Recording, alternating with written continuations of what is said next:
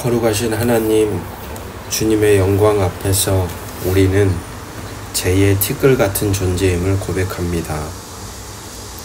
주님의 심판이 얼마나 의롭고 참되신지, 우리의 죄악이 얼마나 더럽고 완악한지를 봅니다. 우리의 굳은 마음을 깨뜨리사 주의 징계 앞에서 불평과 원망이 아닌 회개와 자복으로 나아가게 하시고 주님의 진노가 아닌 긍휼 안에 거하게 하옵소서. 주 예수 그리스도 이름으로 기도합니다. 아멘. 오늘 우리에게 주시는 기록된 하나님 말씀은 요한계시록 16장 1절에서 11절 말씀입니다. 또 내가 들으니 성전에서 큰 음성이 나서 일곱 천사에게 말하되 너희는 가서 하나님의 진노의 일곱 대접을 땅에 쏟으라 하더라. 천사가 가서 그 대접을 땅에 쏟음에 짐승의 표를 받은 사람들과 그 우상에게 경배하는 자들에게 악하고 독한 종기가 나더라.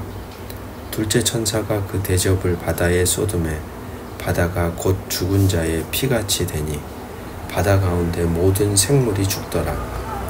셋째 천사가 그 대접을 강과 물 근원에 쏟음에 피가 되더라. 내가 들으니 물을 차지한 천사가 이르되 전에도 계셨고 지금도 계신 거룩하신 이여 이렇게 심판하시니 의로우시도다. 그들이 성도들과 선지자들의 피를 흘렸으므로 그들에게 피를 마시게 하신 것이 합당하니이다 하더라. 또 내가 들으니 제단이 말하기를 그러하다. 주 하나님 곧 전능하신 이시여 심판하시는 것이 참되시고 의로우시도다 하더라. 넷째 천사가 그 대접을 해에 쏟음에 해가 권세를 받아 불로 사람들을 태우니 사람들이 크게 태움에 태워진지라. 이 재앙들을 행하는 권세를 가지신 하나님의 이름을 비방하며 또 회개하지 아니하고 주께 영광을 돌리지 아니하더라. 또 다섯째 천사가 그 대접을 짐승의 왕자에 쏟으니 그 나라가 곧 어두워지며 사람들이 아파서 자기 혀를 깨물고 아픈 것과 종기로 말미암아 하늘의 하나님을 비방하고 그들의 행위를 회개하지 아니하더라. 아멘. 어제 우리는 마지막 심판을 앞두고 하늘에서 울려 퍼지는 승리의 노래를 들었습니다. 오늘 본문은 마침내 그 서곡이 끝나고 하나님의 마지막 진노가 담긴 일곱 대접이 땅에 쏟아지는 장면입니다. 인재앙이 땅의 4분의 1, 나팔재앙이 3분의 1의 영향을 미쳤다면 이제 대접재앙은 온 세상을 향한 전면적이면서도 최종적인 심판입니다. 1절에서 7절은 공의로운 심판, 그로 인해 피를 마시는 자들에 대한 이야기입니다. 성전에서부터 가서 진노의 대접을 쏟으라는 명령이 떨어집니다. 첫째 대접이 땅에 쏟아지자 짐승의 표를 받은 자들에게 악하고 독한 종기가 생겨납니다. 둘째 대접이 바다에 쏟아지자 바다의 모든 생물이 죽고 바다가 죽은 자의 피같이 변합니다. 셋째 대접이 강과 샘에 쏟아지자 모든 마실 물이 피로 변합니다. 이때 물을 차지한 천사가 외칩니다. 그들이 성도들과 선지자들의 피를 흘렸으므로 그들에게 피를 마시게 하신 것이 합당합니다. 제단도 화답합니다. 주 하나님 곧 전능하신 이시여 심판하시는 것이 참되고 의로우시도다. 이 장면은 인과응보적 심판의 성격을 분명히 보여줍니다. 무슨 말이냐? 하나님의 심판은 감정적인 분풀이가 아닙니다. 저울의 균형을 맞추듯 정확하고 분명하게 공의로운 것을 보여준다는 말입니다. 무고한 피를 흘리게 한 자들은 이제 그 대가로 피를 마셔야만 하는 겁니다. 이 말씀은 우리에게 하나님의 진노에 대한 바른 이해를 갖게 합니다. 우리는 하나님의 진노를 두려워하지만 그 본질이 무엇인지는 깊이 생각하지 않을 때가 많습니다. 하나님의 진노는 변덕이나 폭력이 아닙니다. 그것은 깨어진 세상을 바로잡으시는 하나님의 거룩한 공의의 표현입니다. 억울하게 고통받는 자들의 신음소리를 외면하지 않으시고 모든 불의에 대해 반드시 갚으시는 하나님의 신실하심의 다른 이름이라고 할 수 있습니다. 그러므로 우리는 세상의 불의 앞에서 좌절하거나 직접 복수하려 할 필요가 없습니다. 모든 것을 공의롭게 심판하실 하나님을 신뢰하며 잠잠히 그분의 때를 기다리는 것이 성도들의 믿음의 흔적입니다.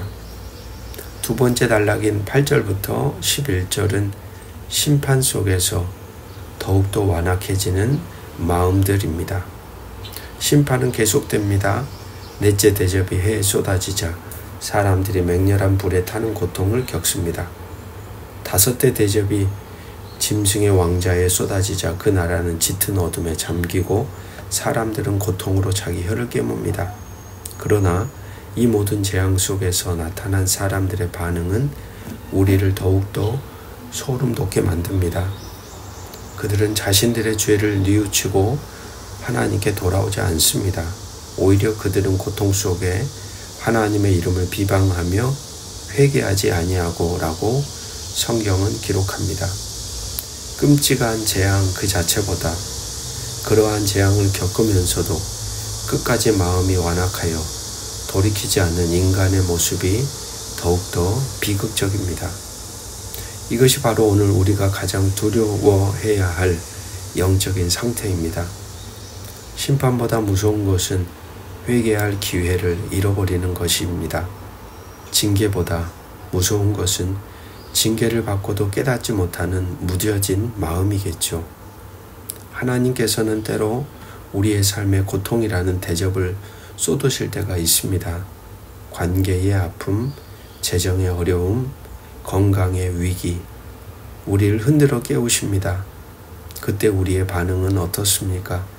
우리는 고통의 원인을 하나님께 돌리며 그분을 비방하고 원망합니까? 아니면 주님, 무슨 의미가 있습니까? 나에게 무엇을 깨닫기를 원합니까? 라고 물으며 겸손히 엎드리십니까? 가장 큰 비극은 고통받는 것 자체가 아닙니다. 고통과 절망의 자리에서도 아무것도 배우지 못하고 아무것도 바꾸지 않는 우리의 완악함에 있습니다.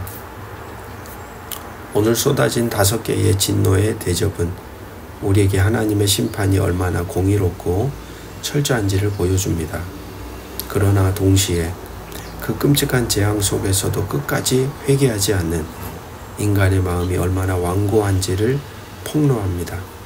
성도 여러분, 그렇기에 오늘 하루 우리의 삶에 다가오는 크고 작은 어려움들을 하나님과의 관계 안에서 그분의 뜻으로 분별하여 들을 수 있기를 간절히 소망합니다.